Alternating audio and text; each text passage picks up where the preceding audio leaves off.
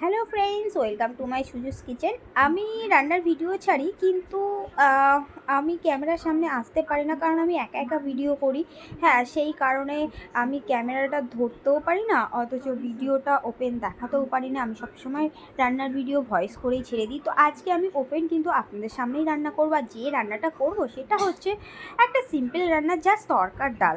আমি রাতে রুটি খাওয়ার জন্য তরকার ডাল বানাচ্ছি। তো তরকার ডাল, এখানে আমি যে তরকার ডালটা আমি ওভারনাইট ভিজিয়ে নিয়েছি। আর ভিজিয়ে নেওয়ার পর এখানে ভালো করে ধুয়ে আমি কুকারের মধ্যে দিয়ে দিলাম। আর কুকারের মধ্যে যে মশলাগুলো দিয়েছি সেটা হচ্ছে, হ্যাঁ, 1 চামচ জিরে গুঁড়ো, 1 চামচ ধনে গুঁড়ো, আর স্বাদ মতো লবণ আর হলুদ দিয়ে আমি এটাকে জল দিয়ে সিটি দিয়ে নিচ্ছি। একটা সিটি দিয়ে নেব, তাতে করে কিন্তু হয়ে যাবে। বেশি সিটি দিলে গলে যাবে। আর এখানে আমি যে মশলা আজকে যেটা ইউজ করব, পেঁয়াজ, আদা, রসুন, আমি কিন্তু এগুলো কুচিয়ে নেব। হ্যাঁ, তরকার পক্ষে কিন্তু সব সময় আপনারাও কিন্তু কুচিয়ে নেবেন, একদম ঝিরিঝিরি করে কুচিয়ে নেবেন, কিন্তু খেতে খুবই ভালো স্বাদ। আর এগুলো মুখে পড়লে খুবই ভালো লাগে। তরকা কিন্তু এইভাবেই বানানো হয়। তো আমি প্রথমে রসুন কুচি করে নিয়েছি, তারপরে নিয়েছি আদা, এবার নিয়েছি পেঁয়াজ, এবার কাঁচা লঙ্কাগুলোও কিন্তু আমি একইভাবে সব কেটে নিচ্ছি। এখানে ধনে পাতাও নিয়ে নিয়েছি, আমি ধনে পাতাগুলোও কুচি করে নিচ্ছি। আর তার সাথে নিয়ে নিয়েছি দুটো মাঝারি ধরনের দুটো টমেটো দিয়ে দিয়েছি। আর এখানে ধনে পাতা, আমার সমস্ত মশলা কিন্তু দেখছেন আমি এমনভাবে কুচিয়ে নিয়েছি। আর এখানে নিয়ে নিয়েছি দুটো ডিম। তো ডিম দুটো আমি ফাটিয়ে একটা বাটিতে নিয়ে নিলাম। এবার বাটির মধ্যে লবণ দিয়ে দিলাম, দিয়ে আমি ডিমটা ভালো করে ফাটিয়ে রেখে দিলাম। এবার দেখুন, এখানে একটা কড়াই আমি জ্বালিয়ে দিলাম। কড়াইটা গরম হচ্ছে। কড়াইটা গরম হয়ে গেছে, আমি বেশ কিছুটা তেল দিয়ে দিচ্ছি। আমি এটা সর্ষের তেলেই করছি। তো সর্ষের তেল গরম হয়ে গেছে, এখানে দিয়ে দিয়েছি জিরে ফোড়ন আর শুকনো লঙ্কা।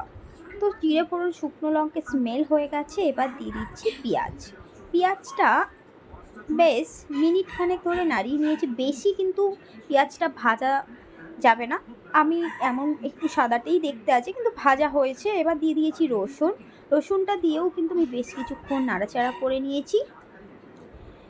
আদা রসুনটা দিয়ে আমি নাড়াচাড়া করে নিলাম। এবার এর মধ্যে আরও 1 চামচ ধনে গুঁড়ো, 1 চামচ জিরে গুঁড়ো, আর দিয়ে দিচ্ছি আরও একটু হলুদ। লবণটা স্বাদ মতো আমি দেখলাম কম হয়েছে, তো আমি আরও একটু দিয়ে দিয়েছি। যেহেতু এখানে এই মশলাগুলো কিন্তু সব ওর মধ্যে মিশলে আর একটু মশলা লাগতো, তো সেই বুঝে আমি এখানে মশলা কষানোর সময় আরও একটু করে মশলা দিয়ে দিলাম। এবার দিয়ে দিয়েছি কাঁচা লঙ্কা দিয়েও আমি একটু নাড়িয়ে আর এর মধ্যে দিয়ে দিলাম তরকার ডালটা। তো দেখুন, তরকার ডালটা খুবই ঘন লাগছে, তার জন্যে আমি আরও একটু জল এখানে অ্যাড করে দিচ্ছি। তরকা বেশি পাতলা হবে না, এটা কিন্তু আরও জমে যাবে। এখন এরকম দেখতে লাগছে। আর আমি কাঁচা মশলার গন্ধ করার জন্য, যাতে গন্ধটা না হয়, তার জন্য আমি এখানে 2 মিনিট ঢেকে রেখেছিলাম। ঢাকাটা খুলে আমি এর মধ্যে দিয়ে দিলাম ডিম। কাঁচা ডিম আমি এই অবস্থায় কিন্তু দিয়ে দিলাম।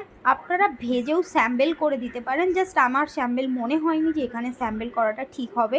হ্যাঁ, তরকার ডালে কিন্তু এমনই ভাবেই কিন্তু ইউজ করা হয় ডিমটা। আর এখানে দিয়ে দিয়েছি আমি একটু কাশ্মীরি লঙ্কার গুঁড়ো, দিয়ে দিচ্ছি ধনে পাতা, আর দিয়ে দেবো সাম্বার মশলা বলতে যেটা হচ্ছে তরকার ডাল। আমি সেই মশলাটা এখানে ইউজ করেছি। আমি একটা বাটিতে করে মাপ করে দিচ্ছি, কারণ যদি প্যাকেট থেকে বেশি পড়ে যায়। তো এই ভিডিওটা আপনাদের কেমন লেগেছে বন্ধুরা, আমাকে অবশ্যই কমেন্টে জানাবেন। টাটা।